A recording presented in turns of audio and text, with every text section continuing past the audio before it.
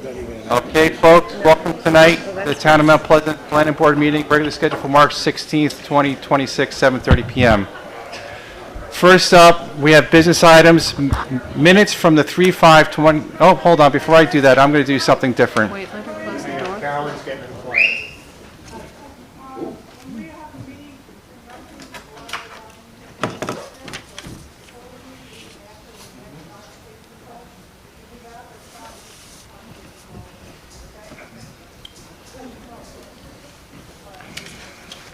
Okay, thank you.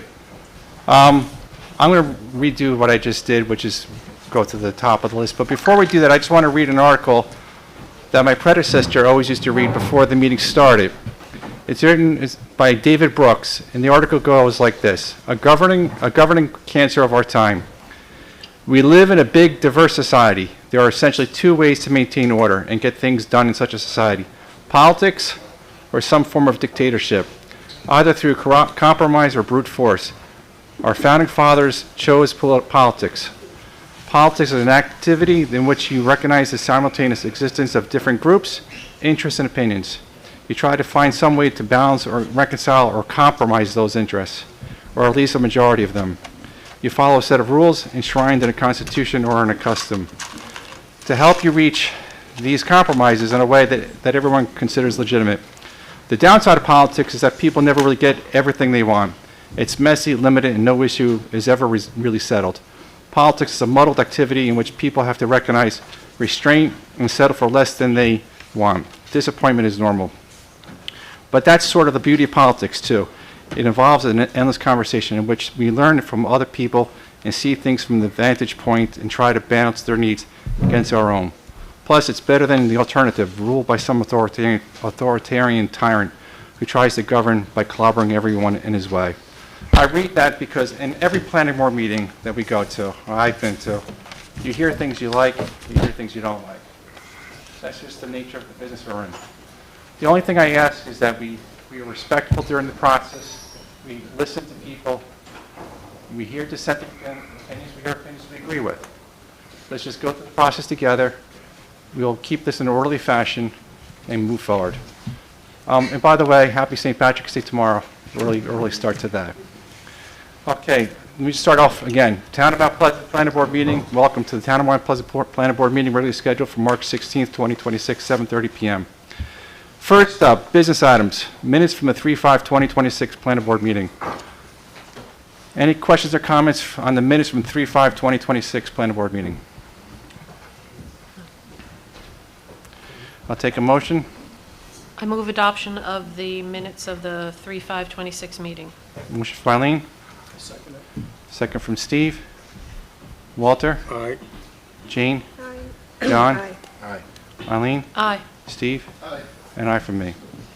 Next up, adoption of resolution of approval for Steve Slopes application SS 25-17 for the development of a single-family dwelling with driveway, yard areas, water and sewer, drainage and retaining walls, improvements, Bellevue Avenue, Lot 79, R10, Joseph Schiazio. This was an application we've heard in the past. They were here, they had many conversations with us, we've had public hearings on this, and now we are ready to adopt the resolution that the consultant has drafted, if that's the pleasure of the board. I make a motion to adopt the resolution. Motion from John, Second. second from Eileen. Walter, Aye. Jane, Aye. John, Aye. Eileen, Aye. Steve, and I from me. Next up, adoption of resolution of approval for site plan PSP 26-1 for the renewal of special use permit for gas station convenience store 376 Bradhurst Avenue, Hawthorne, New Age Petroleum Company Incorporated. That was the gas station 376 Bradhurst Avenue. Any questions or comments on that resolution that we have read and reviewed? I'll take a motion. I move adoption of the resolution as prepared. Motion from Eileen, Second. second from Jane. Walter, Aye. Jane, Aye. John, Aye. Eileen, Aye. Steve, and I from me. So that we are going to the next one, adoption of resolution of approval for the legalization of cut, fill, grading, and the construction of a concrete retaining wall in excess of 6 feet in height at a rear portion of the property, 145 Bennett Place, Hawthorne, steep slopes application SS 25-03, Michael Stallone. We have reviewed that resolution, and we are ready to make a decision on whether or not we accept it or not. Take a motion? I move adoption of the resolution as prepared. Motion from Eileen, Second. second from Steve. Walter? Aye. Jean? Aye. John? Aye. Eileen? Aye. Steve? And aye for me. Okay.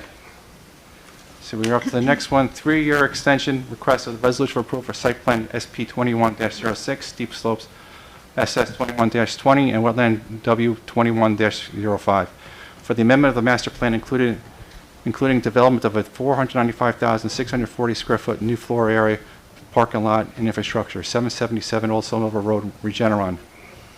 Any questions or comments on that resolution for the 3-year extension? Make a motion to grant the 3-year extension request. Motion from John, Second. second from Eileen. Walter? Aye. Jane? Aye. John? Aye. Eileen? Aye. Steve? Aye. And aye for me. Okay, next up.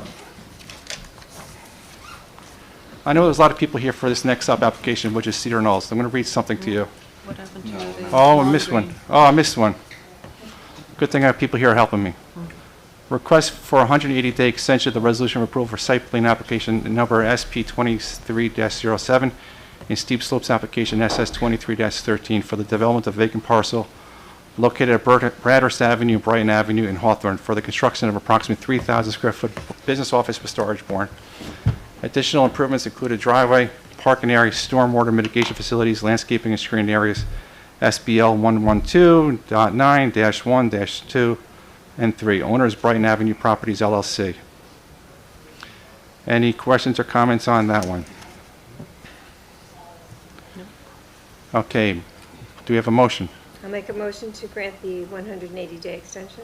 Motion from Jane, Second. second from Walter. Walter, Aye. Jane, Aye. John, Aye. Eileen, Aye. Steve, and aye from me. Okay, next up is 226, 228 Linda Avenue, Cedar Knolls subdivision of 126.5 acre parcel into 91 lots, 87 single-family residential lots, 3 conservation open space lots, and 1 lot to continue the existing school operations. Planning Board's determination on the following. Planning Board's determination to serve as secret lead agency, secret positive declaration, determine draft scope and public hearing date. Pat, are these all separate? One resolution. Okay. I took some notes, because I know a lot of people are coming here, and there's a lot of misinformation going around, what we're doing tonight. What we're doing tonight is making a decision on the resolution resolution that the consultant drafted, that we open up an environmental review process, which is an extensive process. Let me read my specific notes. We are taking several procedural steps tonight to commence the review of the project. First, we are confirming our designation as secret lead agency. What that means is this board will be responsible for managing all the various agencies that will be involved with the review of this application. Second, in that capacity as lead agency, we are recognizing that the project may result in adverse environmental impacts. Because of that, we are about to adopt what is known as a positive declaration, which means we agree there's environmental concerns on that site that we need to mitigate and to understand, which then requires the applicant to go through the full environmental impact review process. This is the most thorough and extensive review process we have at our disposal.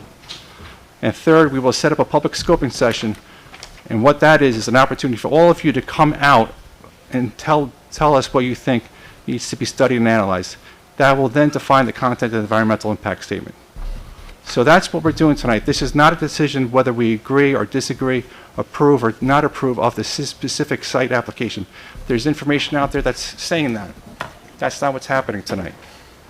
We're specifically commenting and reviewing the resolution that the consultant drafted, saying that we want to be the lead agency. That's the process we're in. That's the process we have to abide by. I will say one thing.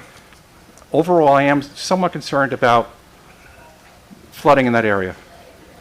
I would propose that we reach out to the town engineer and ask him to give us a review of any new or future construction or activities of that site, that we can understand what is the plan in place for the future, for stormwater retention and stormwater mitigation. Can we have a motion on that? So moved. We have, okay. Motion from Eileen, second from John. Walter? Aye. Jean? Aye. John? Aye. Eileen? Aye. Steve? And I from me. Now, in this, are we going to show access? Are you dealing with the town building inspector, whoever it is, engineers regarding access to this area? We're talking specifically about the mitigation. Right. So John, what? Move up, Mr. Russell, please. John, the scoping document includes a whole section dealing with access alternatives, modifications to access plans and so forth. So that's what you are about to consider, setting that scoping session where the parameters of those studies would be established.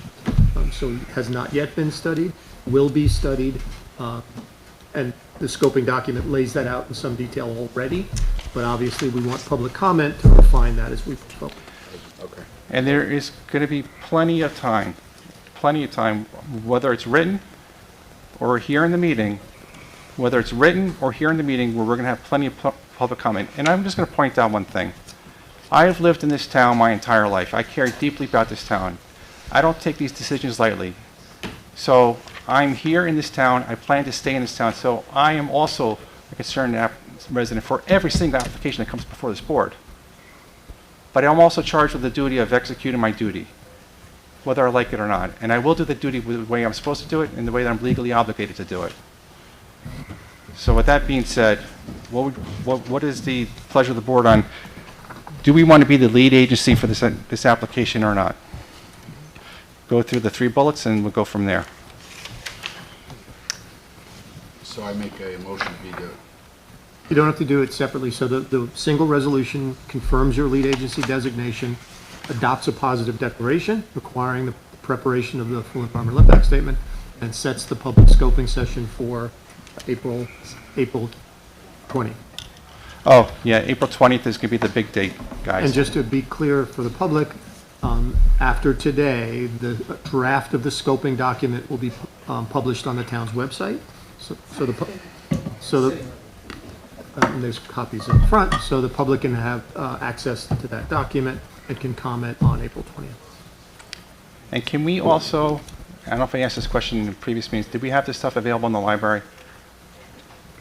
So no, we wouldn't put the scoping document in the library. It's, it's a. Yeah, so when we get to But a the point, EIS, all of the documents they could submit, the substantive studies are posted in the library, the clerk's office, Right. online, and so forth. so once we complete the environmental review process, that EIS will be then sitting in the library for Yes, review. during the Also- process and post. Also available online. Yep, what's that date, April what? 20. 20. Okay, so let's go through the motion if we want to do a motion. Just one question. The public's comments can be submitted to Carolyn Yes, in advance. in writing, in advance, Of the online, yep. And Or if- spoken at the public hearing on Or April 20th. show up on the 20th and have at it. Okay, good. I make a motion for all 3 of these. We have a motion from John, Second. second from Walter. Walter, Aye. Jane, Aye. John, Aye. Eileen, Aye.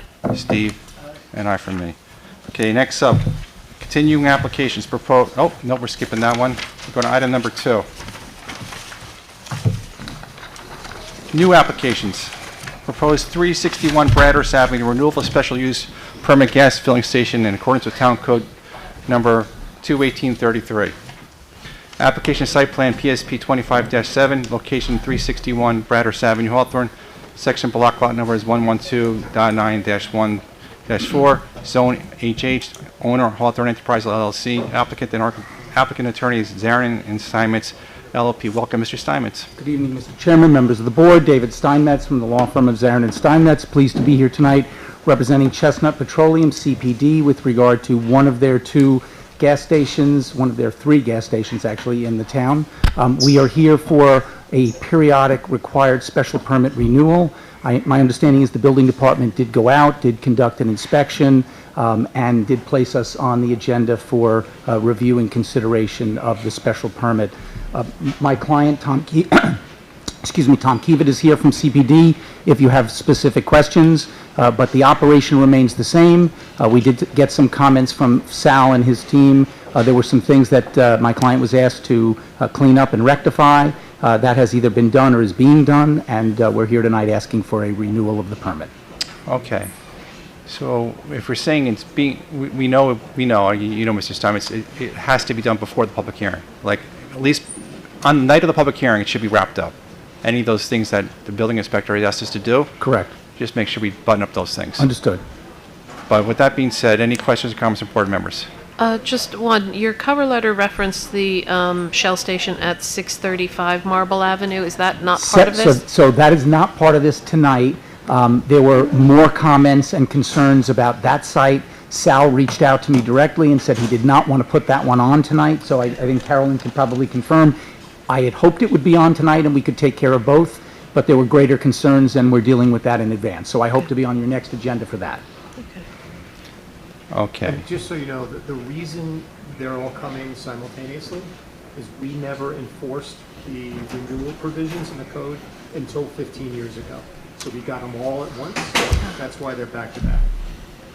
I was wondering that myself. Yeah. Okay. Any other? Because your town code has a 15-year duration of all of these gas station special permits. So if you say yes, you don't have to see me for 15 years on this matter. On this matter. I said on this matter. I'll be back later tonight. So what do we need to do tonight? Schedule a public hearing? And you'll have whatever concerns the... Yes. Just, we're going to just make sure, my opinion is we just make sure that we added the addendum that they wrap up their Yeah. knickknacks they got to do. Understood. I don't think Sal would have let me get to the microphone tonight if we No. weren't pretty nicked and knacked. So, with that being said, can we entertain a motion then? For a public hearing? Motion from John. Second from Steve, Walter. Aye. Jane. Aye. John. Eileen. Aye. Steve. Jim. Aye. Mo, Larry, Curly. All right, we're good to go. Thank you all. Okay, next up on the agenda is item number 3, proposed 630 Bedford Road, Stone Barns. Application site plan number PSP 26-2, location 630 Bedford Road, Mechanical Hills. Section block lot number is 111.14-1-1, zone OSR, owner Stone Barns Restoration. Applicant and architect is James Coleman, AA. Welcome, Mr. Coleman, I presume? Yes, Jim Coleman, and I'm here with Jason Grauer and Peter Bradley, who are the Executive Director and Director of Facilities. And I do have 3 11x17 copies that Carolyn asked me to bring. So I'm going to just plug this in, Okay. make a very brief presentation, and then have a discussion.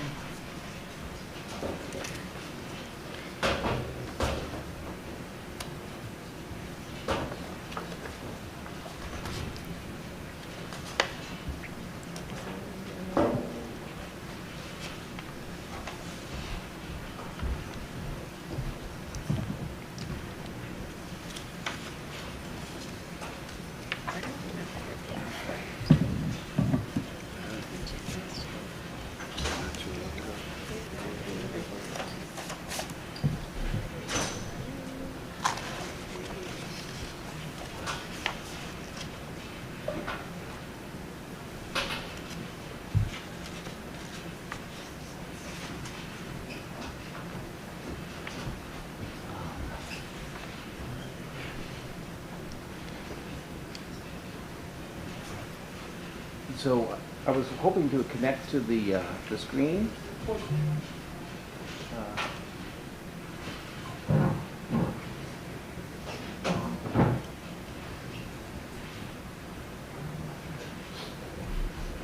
I have a USB-C.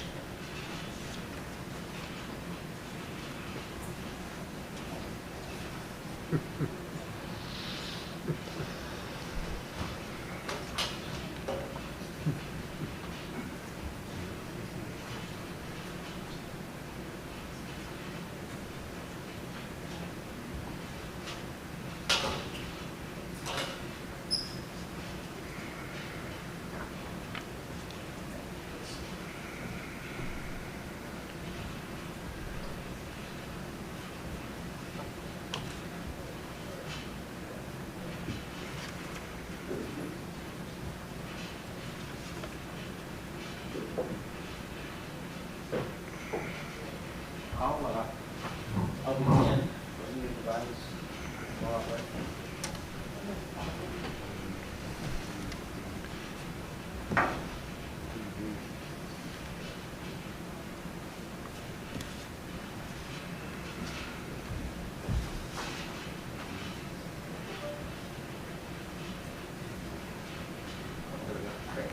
So you had the skills of a teenager. Sorry for the clown show. I have a paper copy just in case. You did a good job. So as I said, Jason and Peter are here. I'm Jim Coleman, and there was a fire. There we go, we're back. Okay, good. So, as you may know, there was a fire in January of last year behind the infirmary building. This is this building right here. And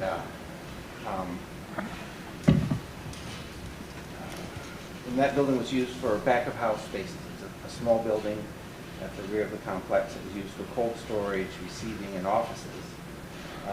The existing building was less than 2,500. Jack, can you use the microphone? Oh, sure. Oh, I'm sorry, I used that. So the existing building was less than 2,500 square feet, and we're adding 1,295 square feet of building footprint to the back of the building to increase the total building by 4,000 square feet to 6,500 square feet. So there was an opportunity in rebuilding and adding an addition to relocate some of the existing uses that are on the campus to increase public access and to allow people to see and do and learn more from some of the activities that are happening at Stone Barns. So the building had been used really just for back of house, food prep, receiving, cold storage, and there are two labs located on the campus that are going to relocate to this building, and then also create a mixed-use space on the second floor to better serve smaller and mid-sized groups that currently have to choose between spaces that are either too small or too large. So let me just walk through the plans. Just kind of take this with me.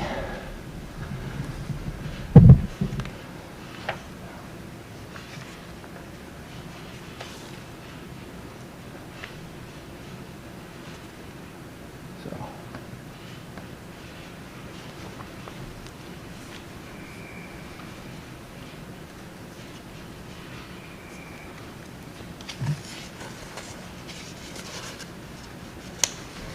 Okay, there we go. So,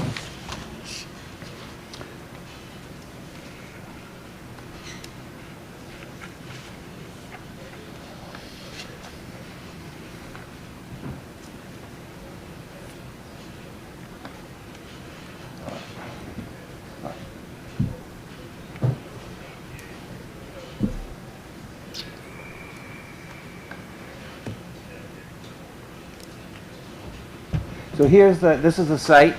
It's a 79.5 acre site. We're working just in this area here. Go to the next slide.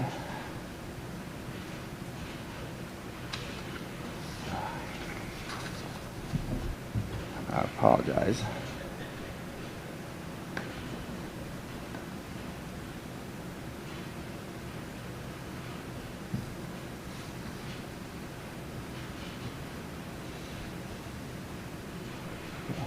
Right. So this shows the a detail of the site. So this is the building complex. This is the area where the existing building is, and that's a limit of disturbance. And so this is the much loved view from the fields of the Stone Barns complex. This is the building that had the fire in it. And our strategy is to,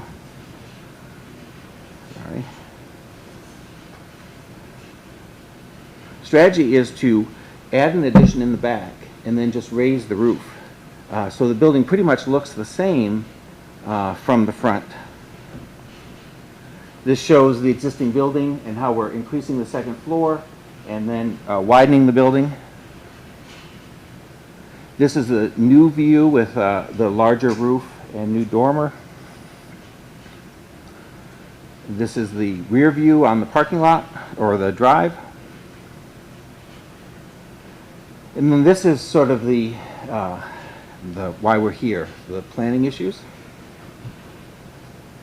This shows the existing building, the silos which are recognizable, and that's the new 1,300 square foot footprint. And we're also cutting into this hillside across from the building to create a new loading zone. This shows the grading in that area. This is the existing slope, the upper line, and how we're regrading that bank to create that parking space. This shows the existing utilities on the site. Our addition is there at the top. All of the utilities are behind where the new addition will be, so that we get reconnection to the propane tanks, sewer and water. Or inside the building, we'll be connecting inside the building to sewer and water. And then we're proposing 8 Coltech chambers in this front yard to manage the increase in impervious area. This is the aerial view. The dashed line is the existing building. There's the new loading zone. And then these plans are just, this is the new ground floor, the new second floor, elevations. So these are the existing buildings here, and this is our addition renovation. View from the garden side, and that's the end view. So some of the specifics, it's a zoning compliant application, with the exception we were over a little less than 600 square feet on building coverage. It's You're going to the ZBA for that, right? actually the building inspector kindly said that he thought this was a de minimis amount. The site is 3.4 million square feet, and it was 0.017% over. So he felt we wouldn't need to go that was his opinion, that we wouldn't need to go to zoning for this. Otherwise, we are compliant. So let me ask you, so just because this is not a public hearing, but they're a public hearing, I just want to make sure everyone understands. This is, we don't normally get too involved with dormers and additions to buildings. There's specific reasons why we're here tonight, and you enumerated them a little bit. Can you just, the top 3 or the top 3 or 4 reasons why we're for the planning board specific as opposed to the dormer conversation? Yeah, well, so there's an existing site plan approval from 2003 and 2007, which would require us to come back to you for any changes to the uses on the property. Okay. Anything else? So Jim, increased square footage, new loading area, that's a new paved area, and there's grading and excavation that may require a steep slope permit that would fall under your purview. I don't know if you clarified It's it. not so much, right? Is there something unique about this site, So the which is a unique site to begin with, but yeah, it's a bigger building, requires site plan approval basically, and the new loading area. but why are we getting so detailed that this is supposed to house somewhere else in town? It's a non-residential use. Gotcha. Right, it's a commercial use. It's a residential district, it's R40 zoning, but in the early 2000s, it was, this special district was created for the center, right. And so things like parking become important. The required parking on the site is 175 spaces. We have 200 and, right here. Well, over 200 spaces. Yeah, quick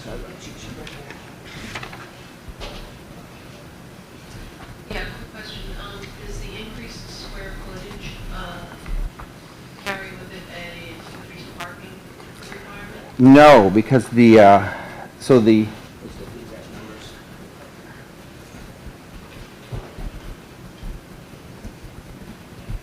you're not proposing any, So the existing uses are already on the site. The labs are already there, the entertainment, and they already have valet parking for the any events at the restaurant. There's full-time valet parking. So I just couldn't see the numbers. I think 175 is the required. you have 228. Right, 228. 35 grass. Right, and the 35 grass are used by the valet parkers if needed. So we have more than adequate parking existing, and there's no increase in intensity of use or a change of uses on the site. See, that's your signal too, so don't worry. Okay, yeah, I'll just, I think it's time for a discussion after my AD show. Sorry about that. But you wouldn't need that, you have yourself proud. But it's all good. So because the building's becoming larger, we may or may not receive some of those other things we have to kind of go through. That's why you're here tonight, not specifically to the dormers, all that kind of conversations. Gotcha. Right, yeah, it was just a rough introduction to the project. I have been in touch with engineering, and we do need a stormwater permit and a steep slopes permit because of the amount of grading we're doing. So you'll be back before us at some point in the future. Yes, we're looking to schedule a public hearing, as soon as we can. Okay, that's it. I don't know, sounds like we're not really there yet.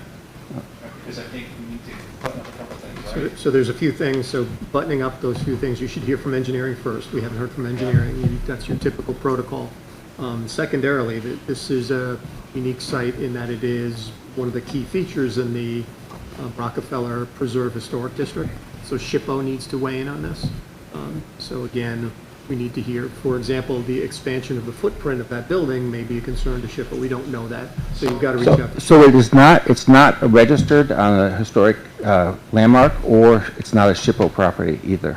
The district. My understanding. The district is a historic district, so you're within a historic district. I see. So you need to do the SHPO online submission. Okay. So when we schedule a public hearing, we have to, for me and for the rest of the board typically, we like to have everything organized well. And you're getting there. But we need to get, because we're going to present this to the public. Yes.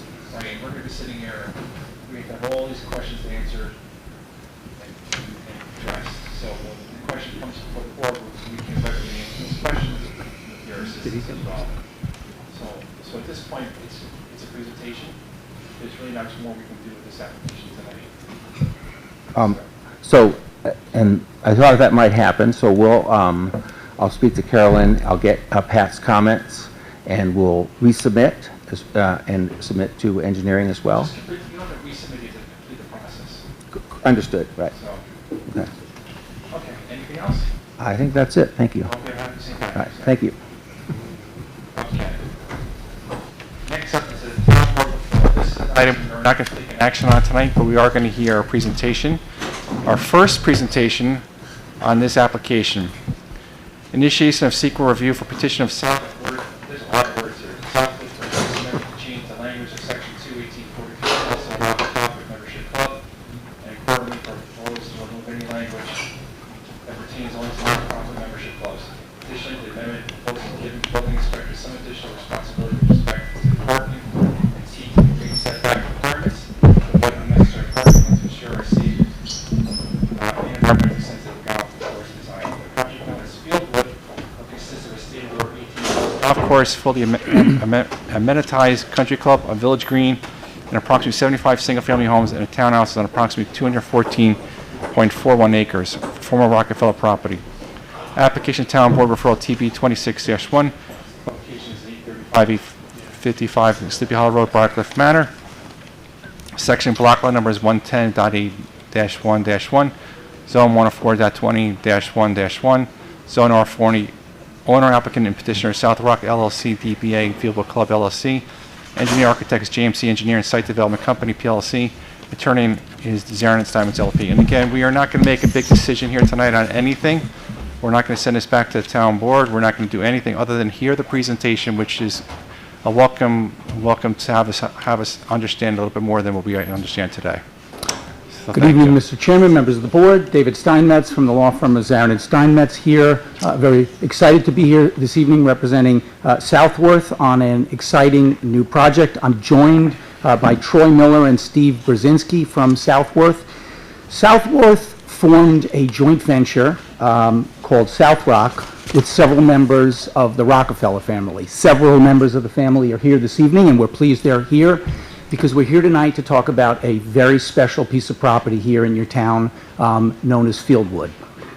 This incredible 214-acre property has been in the Rockefeller family for decades.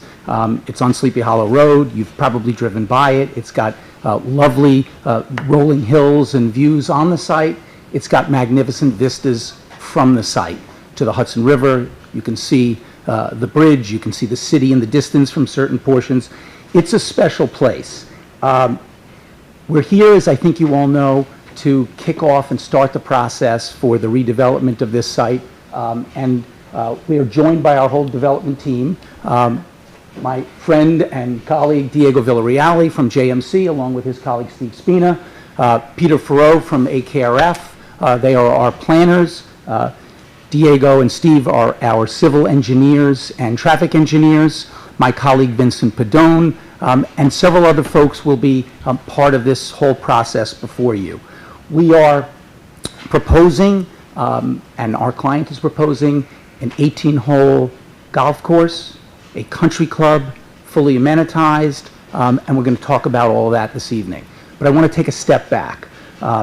The reason that there are several members of the Rockefeller family here is because this site was extremely important to the family, and what to do with the site ultimately was of critical importance. The goal for the family was to preserve and protect substantial open space at Fieldwood, to preserve and protect most of the very special buildings on the site that I hope some of you at some point when we do a site inspection will have a chance to see. And maybe most significantly, to respect the heritage and the legacy of the family. What they did was go out and seek a developer who would achieve those goals and work consistent with the family. And actually, Southworth was selected by the family. There were numerous folks out there who were interested in this property. Our client, as you'll hear in a moment, is very uniquely qualified to process this application and ultimately bring this project with a country club, a golf course, 75 residential units, and a lovely respect for the 215 acres uniquely situated here in the town. We've been working on this project in its infancy for the last several months, and I should say, I think it was in our cover letter, we actually explained to the town that Southworth went out and acquired the site. So the property has already changed hands. As I said, it's now owned by this joint venture. The other thing that's sort of unique about the property and the application, some of you may know that my firm and I are working on repurposing and redeveloping 3 failed country clubs here in Westchester County. Eileen knows, we've been working with Eileen on the former Ridgeway Country Club for a number of years. JD knows we have been working on the Elmwood Country Club for a number of years. And others may know that we have also been working on Hampshire Country Club. Why is that? Because a lot of member country clubs that are owned and operated by the membership have struggled. They have not been as well run as they possibly could be. There are unique challenges that face country clubs in these days, and this is the one and only proposed new club here in the county. The interesting thing, as you've read in our materials, is this is proposed to be a for-profit country club. Why? Because today, the modern concept of clubs and of golf courses and well-run facilities is to have someone in there who actually is a professional, is trained, and knows how to do this. When we presented our concept to your town board, Councilman Cialiano was quite familiar with the notion that many of the clubs in the county and in the surrounding area are pivoting to a for-profit concept. I say that because your code allows for a country club and golf course to be built on this property. It's a zoning compliant use. but your code has some words in it that require a not-for-profit club. That's not an unusual thing.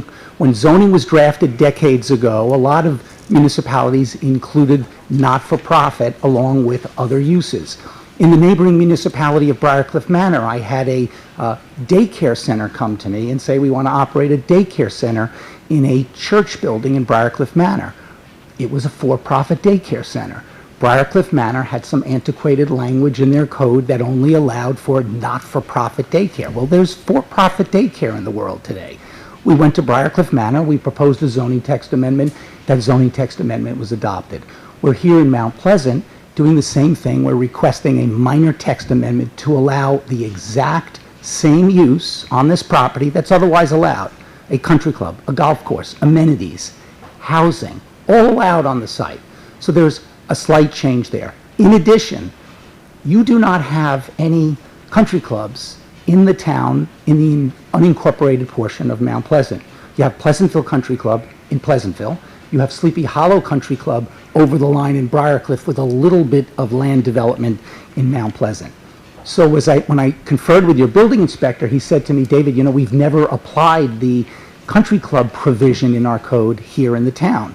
There were two things in the code that we all felt seemed odd. One was with regard to parking, and we feel like the code was calling for the site to be dramatically overparked, and you'll learn about that as we go through the process. And the other was a directional tee to green measurement that was also in your code that when we discussed it with Sal and Darius and Pat, we all realized there may need to be some discretion vested in the planning board to address this. So we have proposed that. So we're here tonight to talk about this 214-acre site. I think there's another slide you can pick from me. Yeah. I'm going to hand off to Diego in a moment, but this is the proposed project. We take the 214-acre site, we develop and propose to develop an 18-hole magnificent golf course around the site. You're going to hear from Troy in a moment. He is a professional golf course designer who, when he walked the property, I'll let him describe what he went through when he saw the site and why it is so special and why he and his colleagues were so interested in it. The site is currently zoned for single-family residential development. If we packed up the country club concept and went home, we could come back tomorrow with approximately 200 single-family homes, maybe even 220 single-family homes on this site. That is not the highest and best use of the site, in our opinion. That is not consistent with the goals and objectives of the Rockefeller family. Why? Because when you do an 18-hole golf course, you actually keep the open space, you keep the vistas, you keep the greenery. It will be a magnificent site to be on. It will be a magnificent site to be off looking into. The homes have been very carefully proposed to be located in the center of the site, and right now we're proposing 57 single-family residential homes and probably about 18 townhouses. That will be discussed tonight as well. So there are two different housing types. A wide variety of amenities, your typical country club amenities, nothing super different or unusual, but the site with 214 acres can accommodate a golf course, it can accommodate housing, and it can accommodate amenities. And one of the things that works so well with putting a country club on this property is that there are some really special buildings on the site. Former home, stables, things that when you see them, you understand that they deserve to be preserved, they deserve to remain and to be given new life. And Troy and his colleagues have figured out a way to make use of several of those buildings in a fashion that, again, attracted the support of the family, and that's why we're here with this application. We've started this process with a simple application by petition to the town board seeking these zoning text amendments. We did a work session with the town board. We've explained to them what this project is all about, and as I indicated, there are these zoning text amendments. That's the town board's prerogative. However, as you probably know, under your code, any zoning text amendment gets referred to your board for review and recommendation. We are here tonight technically because it has been referred to you, but we're really here for a cumulative, comprehensive review of the project. Unlike other projects where developers come in and say, I don't want a positive declaration, I don't want to go through every issue and study it, Our client made the concerted decision to request the issuance of a positive declaration, to request going through the full secret process. So we have already suggested to your staff that we would like to come in. We'd like to get a positive declaration issued by your board as lead agency. We will come in with a draft scoping outline that our team will present and will be subject to public review and public comment.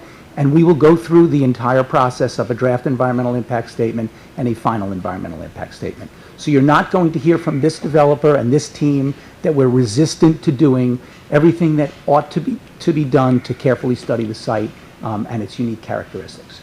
So with that, I'm going to turn it over to Troy, who I know wants to tell you a little bit about his design, his concept, and this site. Hi, good evening, Mr. Chairman, members of the Planning Board. Thank you very much for having me. Again, I'm Troy Miller. I'm the Chief Development Officer for Southworth Development. I do come from a land planning and golf course architecture background, as David mentioned. A little bit about Southworth. We are an international real estate development company specializing in private club communities around the world. The types of projects that we like to do generally come with a great sense of place and significant authenticity that creates a greater connection amongst those that are using them. For that reason, this particular project is of great interest to us, and we are honored to be partnering with members of the Rockefeller family in taking this project into its next iteration of life. So if you would flip to the next one there, I'll just talk a little bit about the vision for what we have here. So essentially, this project, again, has several historic elements on it, going back with the manor house and several other structures that I'll go a little deeper into detail on. And I think our overall goal in this project is to make sure that we maintain that sense of place and time as this project develops. So our goals here are to really continue to have the legacy of the Rockefeller family and the legacy of these structures and the way this project has been developed over the last 100 years shine through as we go through this next phase of development.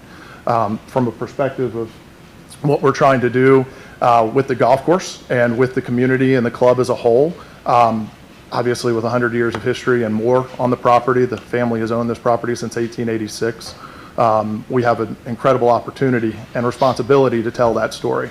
And I hope that what you'll see in our planning efforts and the way that we go about designing the club, the residential, as well as the golf, will really reflect that well. So I'll go through, first of all, and talk a little bit the golf in terms of the reflection of what it is here in Westchester County. I think you have a lot. This is a land of giants when it comes to golf. You have an incredible set of great world-class golf courses. We intend to be right there with the rest of them and really reflect the nature of this site with some incredible rolling hills. There is some exposed rock, which is pretty common in Westchester County. We've got some stone walls that will be incorporated into many of these golf holes. And generally speaking, the topography on this site, from a golf course architecture perspective, is particularly special. I've been blessed to work on some of the best golf courses in the world, and when I stand on this site and see the opportunity to reflect in the land without a lot of movement and a lot of grading and changing of what is there, an incredible opportunity. So from a golf perspective, I'm very excited about what we can achieve here.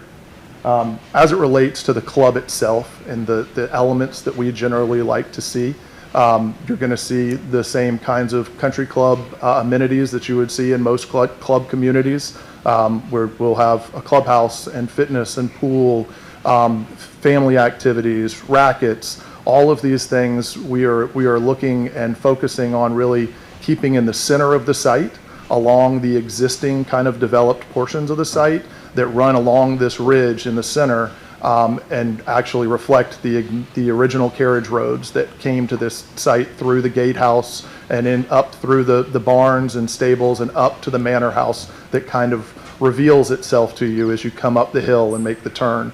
So those central buildings are really the key component to what we're doing from an amenity perspective.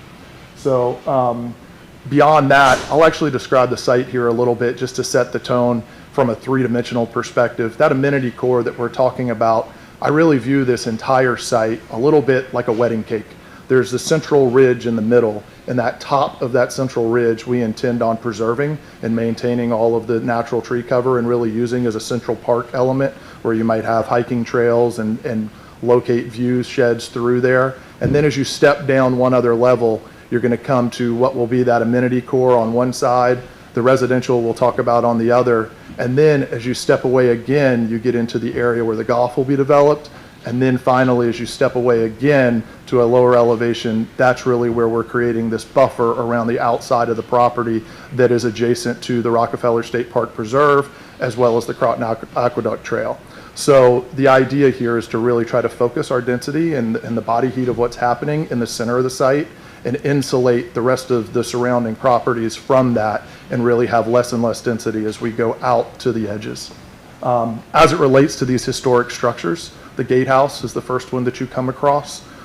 We intend on using that structure as our welcome center, as our mail center, as a halfway house for the golf course, really trying to engage this property as a place, as a community gathering spot, as it relates to using the property as well as coming and going, and maintaining that original entrance, which will be the main entrance to the property. Then as you come up the hill, you come across the Angus barn, which includes a silo. We intend on actually restoring that and making it into an observatory, both from an astronomy perspective and also from a views perspective, because one of the incredibly special things about this site is the views that you have of the Hudson River corridor and all the way down to Manhattan. And then as well as the Angus barn will also host where our fitness and pool and wellness programs would go. And so utilizing this historic structure and really maintaining the integrity of the architecture while modernizing it for the uses of a club. From there, we get up to what is the stables today, which will act as our racket center, as well as a naturalist and kids club, where we can have community farm, kind of an outpost to really reach beyond our borders and have these connections to the hiking trails and the bridle trails that surround us throughout all of the public lands in the area. And then finally up to the manor house, which is really the main core and kind of the heartbeat of the club, where we'll have clubhouse with locker rooms and main dining. Again, the manor house is an incredibly special building that we want to make sure that we are telling a story around and the history of what has been done here, and utilizing that to the greatest degree possible while adding some space for these modern uses of food and beverage and locker rooms and things of that nature. So those four main structures as you come up into the middle of the property are really what you see today. And my goal as a land planner and as an architect and as a developer is that to have for our members and our guests to have the same experience in 10 years as we have today coming through that gatehouse and discovering these buildings as you come into the site. As we talk a little bit about the residential and a little bit of what our inspiration is here, first I want to, this site, I believe, you guys are familiar with the zoning of what it is today. We're proposing about a third of what is the base zoning of this site. We want to be very, very cognizant about how we develop this and make sure that it is additive to the community and additive to the club and does not deter from the golf experience or the club experience in any way. From an architectural perspective, we are dedicated to really creating residents that are inspired by Rockefeller commissioned architecture from 100 years ago, while modernizing that for today's world. So we want to make sure that we're focused on providing the right types of products for the market, and having a diversity of product and not just something that looks the same across the board. And then I think just from a site planning perspective, I'll just go back and then I'll hand it off to Diego to talk about some of the more technical elements. But again, I think the real goal, and I hope you will do a site visit. We welcome you to come and see the property. The idea of just kind of creating this body heat in the center and really letting that reverberate out into less and less density on these edges and protecting those edges that now are adjacent to state parks and public lands, I think is a real goal of ours, to create and to maintain that pastoral element as well as some of that woodland buffer on the edges of the project. Thank you very much. Thank you.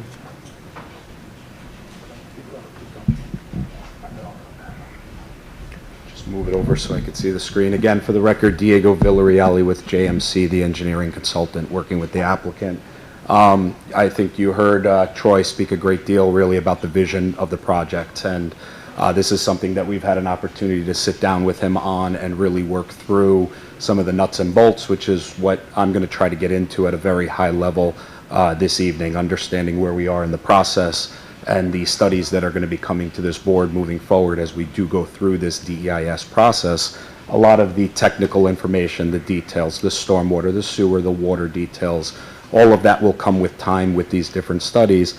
But these are all things that we've been starting to look at with Troy as he's taken this vision and put it to paper and put it in front of you on the plan that you've seen before you right now. So we've had, like I said, an opportunity to really work through it. And I'm just going to touch high level on these 7 different bullet points here. I only get one slide to speak to this evening, and then I'm going to turn it over to the planner to go through his items. But you heard Troy talk about the layout, right? The layout was a critical component to this. When you look at the site, the overall site plan sitting on the right-hand side of the page, 219 acres highlighted in the red property line. Sleepy Hollow Road is the roadway that's adjoining the top portion of the site there. It curves down, kind of bumps into the site, and then curves back away. Route 9 is off to the left-hand side. There's a significant buffer between the roadway itself and that western property line. And then Gory Brook, which I believe Troy mentioned earlier as well, flanks the eastern side of the property there. These are all constraints that were kind of starting points that frame the property and different things that were considered with the layout. Access will continue off of Sleepy Hollow Road. The driveway that exists today is the access point that would be used in the future. One of the things that we really working with Troy on this was the different roadway network that's on the property and maintaining those roadway networks. They provide access to the different buildings that are being preserved on the site right now. So we're going to work with those. Obviously, there's going to be some enhancements that are going to be needed from a fire access standpoint, maybe widening certain things like that. But as far as the character, the location of them, the intention, all of them are really driven to be in those same locations as they are right now. As you come up the property and it gets to the manor house, that's really the top portion of the site that Troy was talking about. It's central on the property. You could see it flagged off as the clubhouse. And just to the right of that is the indoor activity center. That's one of the higher portions of the site. And then you see the residential just east of that. That is the area where new roadways would be constructed, but some of them follow the existing paths and the existing work roads that traverse the site as well. So utilizing that, the topography, the grades, the grade change through there, that's how those roadways are created. We've studied the grading, again, working with Troy on these different opportunities and the best places to locate these individual homes. You heard David allude to a cluster with the residential. This is not a conventional subdivision plan. If it was a conventional subdivision plan, you would see a plan on the screen with somewhere in the range of about 200 to 220 single-family homes that would carve the entire site into compliant lots. In this case, we're taking a reduced number, clustering them together. The lots that you see on the plan are about 15,000 square feet in size. They really range from about 1/3 of an acre to a 1/2 acre in size. And they're really situated on the central portion of the site there with that large area in between that's being preserved, that wooded area, that central portion that is going to be maintained on that portion of the property there. Slopes and grading, you heard a lot about that as well, the wedding cake design, how this site is plateaued on the top and then starts to come down on either side of it, all of which was considered with the grading. Limits of disturbance, things like that that are going to be studied in the EIS. The western portion of the site has a lot more open fields. There's a lot of areas that have been cleared, that have been open for many, many years. The eastern portion of the site is more heavily wooded. Those are different areas where tree removal will occur. Things like that on that eastern portion of the site where those golf holes are being created. All of these things, again, will be studied in detail in the EIS, and we'll get into acres of trees to be removed, how much a grading is going to occur on the site to create these different golf holes and the residential that's being proposed. But as Troy has indicated, there's a lot of work that's going into it, and we've actually already developed a schematic grading plan because the idea is to work with the land as much as possible.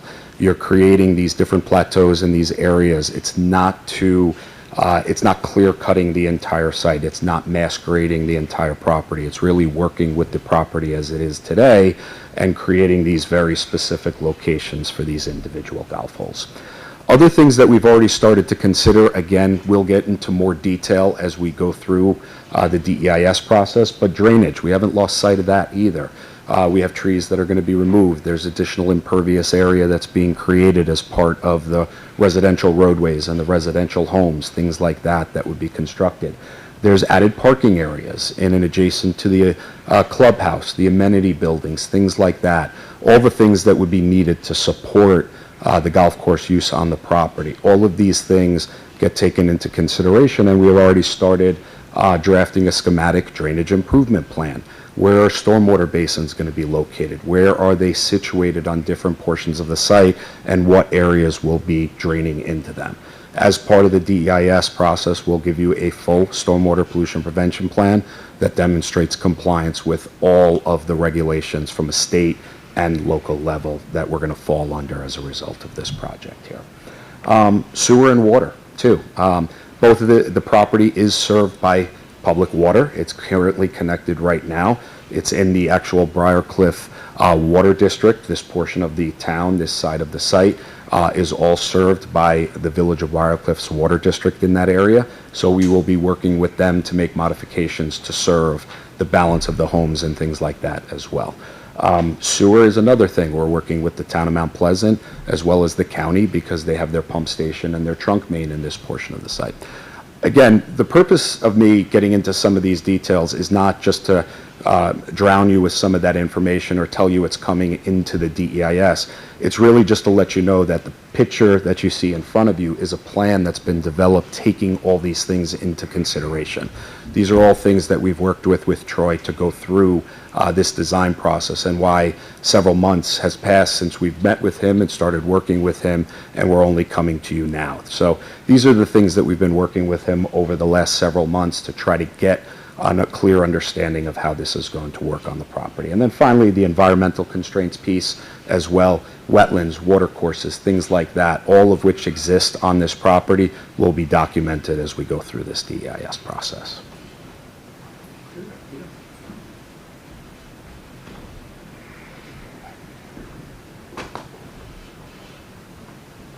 Sorry, I didn't think I'd have to stand for that whole thing, but I guess I should have. But my name is Peter Farrow. I'm with the firm AKRF. I'm an urban planner, and I will be the one responsible for preparing the environmental impact statement. Our firm is also preparing several of the technical studies on natural resources and waters and wetlands and historic resources and all of those other things. But I wanted to bring it back a little bit to the boring part, the procedural part, and I promise my future presentations will be more interesting, I hope. So what are the actions that are before you, right? Let's be really clear what we're requesting, and what, at the end of the day, at the end of this process, this 18-month process, what have you, we're looking for from you. We're looking for approval of a subdivision plat, a clustered subdivision plat. That's essentially the big procedural hurdle here, right? We're looking to subdivide the site into golf course use. There are going to be forested buffer uses, there's going to be amenity uses, and there's going to be the residential uses. So essentially we're requesting a clustered subdivision. We'll be providing a full subdivision plat for your consideration. Along with that, for the golf course, we're seeking a special permit, as there is a special permit use in the zoning district, and we're seeking site plan approval. We're going to be modifying some of the buildings, expanding them a little bit in some places, locating a new building or two in a couple places. All of that requires site plan approval. With that site plan approval and the subdivision approval, we will invariably be disturbing some portions of the steep slopes. We're going to try to keep that to a minimum. We may also be encroaching into wetland adjacent areas or wetland areas. We haven't finalized the delineation yet, so I can't tell you exactly where they are. But as soon as the leaves come out, we'll finish that and let you know. So we'll be requesting that from your board. So those are the actions that are under your consideration. And then as David mentioned, we're also before the town board for minor zoning text amendments. None of that will happen until the very end of the process after the environmental review. Oh, you got me. Look at that. Sorry. So, as you know, the big lift over the next couple months, right, Troy? Only a couple months of the environmental review, is the seeker process, the environmental quality review process. So what we're requesting is a couple things tonight just to kickstart the process, which is to, receive the application, classify it as a type 1 action as it's meeting the thresholds for land disturbance and zoning changes. Declare your intent to be lead agency because you have the largest approval, which is the subdivision plat, and to circulate the EAF that we provided to all of the involved and interested agencies so that you can get their feedback initially on that application. And then hopefully, after that 30-day clock has expired, we'll be back before you and request that you allow us to start the environmental impact statement process by issuing a positive declaration, drafting, releasing a scope for public comment and circulation. But that's a little bit down the road. And then the slide that they told me not to show, but I'm going to show it anyway. This is my favorite slide. So this is everything that comes after those first 2 meetings on seeker. So I know you talked a lot in one of the previous applications about the seeker process. So obviously in your EIS process, you've got the scope. That's the first row. Those are your first 3 boxes. There's an opportunity for public input on your scope. Then we draft the DEIS. As you'll see, you got arrows back and forth because we prepare it, you review it, you give us comments, we come back, we revise it, and then there's a public hearing. After all of that, we go to the bottom row, we prepare the final environmental impact statement, you issue a finding statement, and then you're free to take action on the actual applications that are before you, which is subdivision, site plan, special permit, wetlands, steep slopes. So all that is to say, there's a long road ahead of us, lots of opportunity for public involvement, and because I do like this slide, I promise I'll try to keep the process pretty straightforward. So with that, I'm going to turn it back over to Troy for a couple words. Before we take any questions, I just wanted to recognize our partners in the Rockefeller family and see if we could get Stephen up here to just say a few words. They are way more familiar with this property than I am, despite me falling deeply in love with it over the last 6 months. They have far more history. So I have to tell you, come on up. I do like that slide. All the secret documentation I've read has been walls of text. It's kind of follow the bouncing ball. It was a nice slide. Thank you. Made him very happy. Very happy. I'll be brief, but my name is Stephen Rockefeller. I'm here with my brother Christian, my cousin Sebastian, my sister Kayla. We grew up in Bocanico Hills. Our family's been here for many generations, and it goes without saying that this property means a great deal to us. It means a great deal to our family. And when we had the opportunity to think of a new way to create memories and maybe have future family use, we were just so delighted to partner with Southworth, and because we believe that not only do they bring the necessary expertise that is required for something as complicated like this, but also the vision and the ethics that I think are required for something as special as this. And I want to say that our family, myself, my brother, my sister, and my cousin, and the other broader family, we're not going to just be on the sidelines. We're going to make sure that this is something that delivers not just for our family, but for the broader community as well, because Mount Pleasant, I'm almost getting emotional talking about it, means a great deal to us. It's where we grew up. It's where some of my family members are going to be raising their family. And we are just so excited to create what we believe will be a center of gravity for the community, other families to have very special memories. And I'll just end by saying that this is not just a project for us, this is a legacy for us. It means a great deal. So thank you for your time.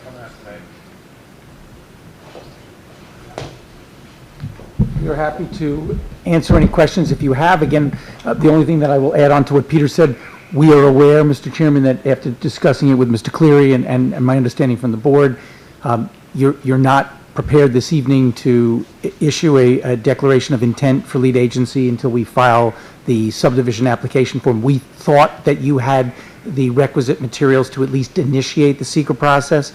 That's entirely up to you.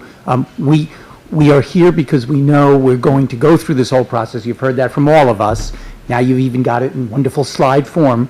But the decision of when to pull the trigger is yours. We did file with the town board. We knew that the town board would not and really should not be the lead agency. They're an involved agency because they have legislative act that they have to take. But your board, A, has the expertise, and B, whether you like it or not, you have the primary lift here. With that having been said, we are here to answer any questions. We'd love to get the process started when you're ready. Yeah, and just for edification, so the conversation is, and thank you for coming out. First of all, that was comprehensive, and we're going to get into far more details in the coming months. But I'm a stickler for making sure the I's are dotted and the T's are crossed. When this application is ready to hit this new application section of the agenda, we will then have a conversation about do we or do we not want to declare ourselves as lead agency, which you probably would. But right now, you're just buttoning up a couple things, making sure the application is complete, the fees paid, everything else is done.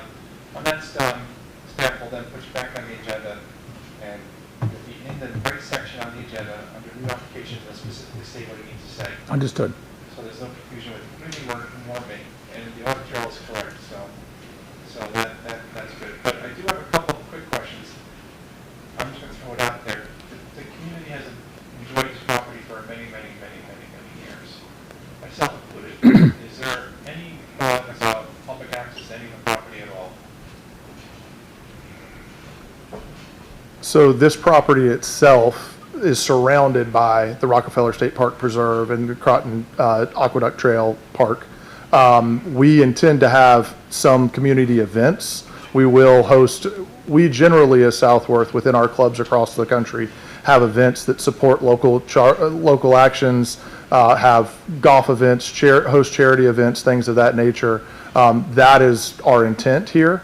And we do intend on having connectivity for our members to be able to again connect to all of these trails within the state park and the both surrounding state parks. Okay, thank you. Yes, sir. Any other questions or comments? Back to Peter's slide, where do we insert the zoning amendment? Does that occur? So I think as Peter alluded, and I think as we have discussed with Pat, with Darius, that would not occur until you conclude the secret process. So we had some discussions about carving it out and permissibly segmenting just the legislative act. We didn't, after discussing it with staff, think it was the most prudent way to proceed. It's one of the reasons why we did our meeting with the town board already. We have a pretty good comfort level, and I would simply state, and we can talk about this more during the process, whether you have a country club that's operating not-for-profit or a country club that's operating for-profit, when it has an 18-hole golf course, there's only so many hours of daylight from 7:30 in the morning till dusk, and foursomes going out at 12-minute intervals. There are only so many golfers that are going to be passing through that. As we go through the DEIS, you will learn that there are only so many members who ultimately would be on site at any one time. So to us, there is absolutely no distinction from a land use and environmental impact standpoint between a for-profit and a not-for-profit. And I have discussed this with the town attorney. I actually think that it's not a proper regulatory restriction in zoning, and that's how I convinced Briarcliff Manor they couldn't preclude for-profit daycare, and you can't preclude for-profit golf courses because you'd be regulating the user, not the use of the land. So it's at the end of the process that we will deal with it. Any other questions or comments? We're in the middle of the process. Yeah. Can't do the project because it's not allowed by zoning. Correct. Can't change the zoning until we do seeker, so it really be seeker, change the zoning. Your slides would be immortalized. Laminate that and We will. hang it up against the We wall. will. A few more boxes might get added. Ooh. Any other questions, comments from board members? When is it on the simulator so I can play? Don't get him started, John, please. It'll come before the golf course. Question I have for you, so I guess your closest country club is Sleepy Hollow. Yes, literally across the street. Right, so, you know, like you stated in the beginning, there's a lot of country clubs that are struggling right now. I don't know if Sleepy Hollow's condition or another course in Trump's course. Trump, yeah. Right? Mhm, mhm. What makes your course, I don't know if they're struggling or not, if they are, what's the difference with your course that you feel so confident? Yes, sir. I don't want it to, or whatever. Absolutely, completely understand. First, I will say, as I mentioned earlier, this community has an incredible collection of world-class golf courses. Sleepy Hollow certainly being one of those, being a top 100 golf course in the country. Most of the country clubs that in your community today are thriving. Golf is thriving and booming since COVID has seen its largest growth in many, many decades. And I truly believe that the opportunity to work on this particular piece of land with its very unique topography and features will make this a very successful golf course that can compete with those giants of the area. In addition, having 75 homes integrated into it, and anyone that's purchasing a home is going to automatically be required to be a member, it creates a thriving required base right there. So that is a distinction. Most of our clubs in the county don't have on-site residential, and that will add to the vibrancy of this club. We got one process ahead of us. Understood. Any other questions? I have a question. Would you happen to have a slide available, that show an aerial slide of what that property looks like now? Yeah. Yes. And so Yeah. I see your vision, but I'm also curious how it is now and how you're going to change it. Second, third slide, right there. Can we zoom in on that? Can you see it? So Mr. Hickey did. So 117 is at the bottom, Yeah, 9 is on the left, and Sleepy Hollow is across the top. I see that, yeah.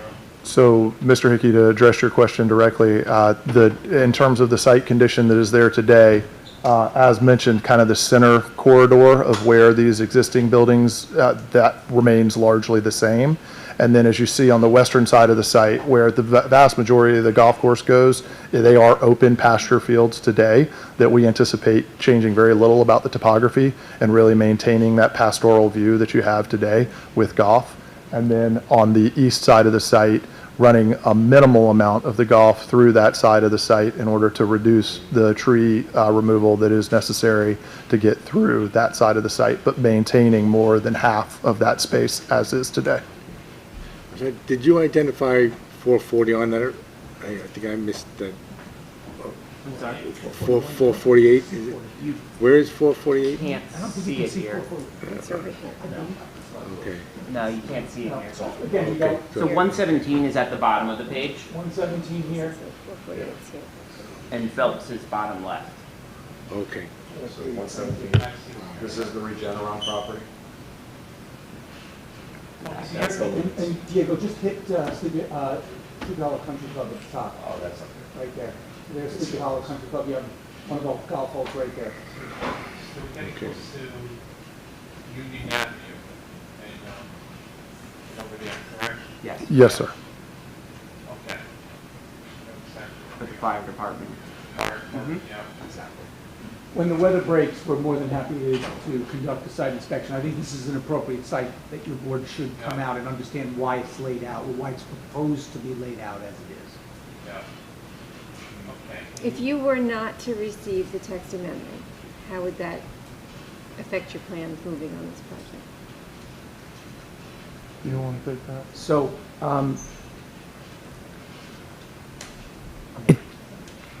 it's a great question. The goal and objective here is for this to be operated the way Southworth operates all of their other facilities and the way many other contemporary golf courses are now being developed. So had we been told by the town board at the outset that they were going to be intolerant of a for-profit membership club, we probably would have ended up in an adversarial situation with the town, because Jane, I think it's actually an unlawful act, and I think Darius agrees with me, but I'll let you take that up with the town. I don't believe you can regulate the user of the land, whether the user is A, a for-profit entity, or B, a not-for-profit entity. If you're regulating that, you're regulating the user, not the use. I can build today, lawfully, without any text amendment, an 18-hole golf course, 75 houses, amenities. I can do all of that. That zoning lets me do that. There are 2 words in your code that tell me technically the way the code's written I can't. I don't believe that's a lawful act. And all I want to do is clean up your code. If I may, I'll just add one thing to that. From our perspective as developers and as owners, long-term owners of these clubs around the world, it provides a level of stability to the project that provides a level of stability to your community that we find to be incredibly important, especially when you are integrating residential with a club. It would be interesting, and I'm sure we'll get there at some point, if we can get a list of clubs that are owned by your organization. Absolutely. I have them right here. The Bahamas. Yeah. Scotland. Yeah, we're more than, that will certainly be on page 3 of the DEIS. And otherwise, you'll get it from Jane before that. Not going to dock down there. Okay. Any final questions or comments? I would say a couple of quick things. I don't think there's not going up there with neighboring homes. I'm not exactly sure 100%. Not much. But my new stick that I'm going to provide is just Google Mount Pleasant flooding. It's a compelling story to see, because there's just a lot of flooding in town. So in that process for the EIS, we have to really understand 100% what's going on with mitigation measures, because I cannot go ahead and down at night to know that my neighbors and community members are suffering for decisions that board me. We agree with you wholeheartedly. Yeah, and that's what every application Yep. has. It's the 100-year storm happens every year, as my predecessor said. Unfortunately, but the patterns have changed. Number 2, I think traffic is a big concern for some people in the community, so I would double down and make sure we get all of that. Number 3, impact the schools. We have to make sure we cover that. Got it. We'll get those details, the scope of the document and the EIS and all that kind of stuff. But tonight is really more of an introduction to the board. When we're ready for the decision whether or not we should be lead agency or not, we will be here. Yep. We're always here. We have nowhere else to go. We know where to find you. So, and that's essentially. First it for tonight. Thursday, third Monday, we know where to Oh, find he you. knows our schedule, but sometimes I got to check the calendar. Anybody else? Okay, those are our closing We comments. appreciate you giving us the time to come in and make this initial informal presentation. We knew it would be, we thought it would be worthwhile. It was important to us, it was important to our clients, it was important to the Rockefeller family, so thank you for the time. Thank you very much. Thank you for coming on. Stay dry tonight. Make a motion to adjourn the meeting? Motion from John. Second? See Walter, Jane, John, Eileen, Aye. Steve, and Jim from you. Meeting's adjourned.